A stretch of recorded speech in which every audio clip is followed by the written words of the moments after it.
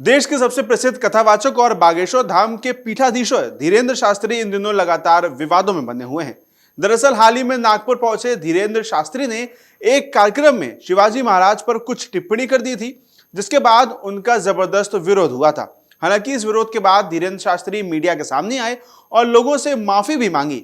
वहीं ये पूरा विवाद खत्म होने की कगार पर था ही कि नागपुर में ही हो रही उनकी कथा के बाद एक फिर विवाद हो गया। दरअसल कथा सुनाते हुए उन्होंने महिलाओं के लिए एक बयान दे डाला, जिसमें उन्होंने कहा कि बड़े घरानों की माताएं भी अब शराब पी रही हैं, जिसके बाद उनके खिलाफ विरोध एक बार फिर से होने लगा है।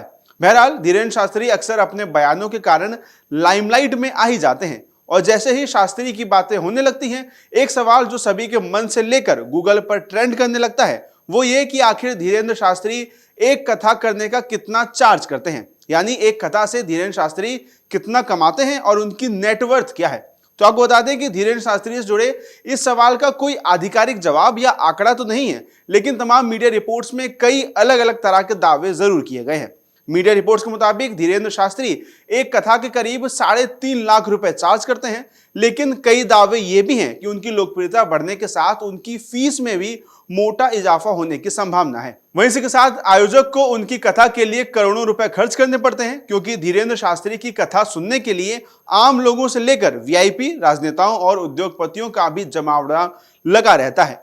जानकारी के मुताबिक धीरेन्द्र शास्त्री एक कथा 10 से 15 दिन में करते हैं और वो महीने में लगभग 3 कथाएं करते हैं। साथ ही सांस्कृतिक चैनल्स और आयोजकों के अनुसार शास्त्री जी सीधे रूप से फीस की बात नहीं करते, बल्कि दान और चढ़ावे के रूप में ही ये रकम उन्हें प्राप्त होती है। वहीं कुछ दिन पहले धीरेन्द्र शास्त्री की फीस पर थोड़ा बवाल हुआ था। उन पर आरोप लगाए गए थे कि उनकी फीस 50 लाख रुपए तक पहुंच गई है। समाजवादी पार्टी के मुखिया अखिलेश यादव ने भी बाबा बागेश्वर के लिए कहा था कि कई कथावाचक कथा बांचने के 50 लाख रुपए लेते हैं। किसी की हैसियत है कि धीरेन्द्र शास्त्री को कथा के लिए अपने घर बुला ले, वो बाबा अंडर टेबल पैसा लेते हैं। आप पता करवा लीजिए कि धीरेन्द्र शास्त्री अंडर टेबल पैसा कितना लेते हैं। हालांकि एक इंटरव्यू में जब शास्त्री से यही सवाल पूछा गया था तो उन्होंने इसे झूठा और भ्रामक बता दिया था।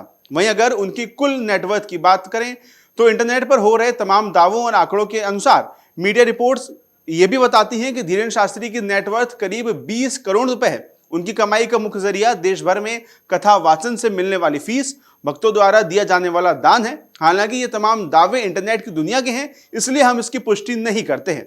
साथ ही जानकारी के मुताबिक चढ़ावे के तौर पर मिलने वाले पैसों को धीरेन्द्र शास्त्री अस्पतालों में भी खर्च करते हैं और उनका उपयोग सामाजिक कल्याण में करते हैं। उनकी टीम एक कैंसर अस्पताल बनाने की योजना पर काम कर रही है, जिससे गरीब मरीजों को मुफ्त इलाज मिल सके।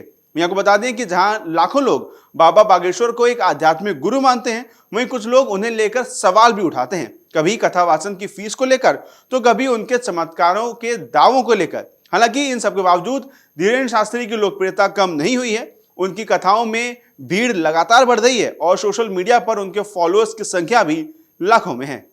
आपके राज्य की खबरें, आपके शहर की खबरें सबसे पहले जानने के लिए देखते रहें अमर उजाला। चैनल को सब्सक्राइब जरूर कर लें और पाएं हर अपडेट।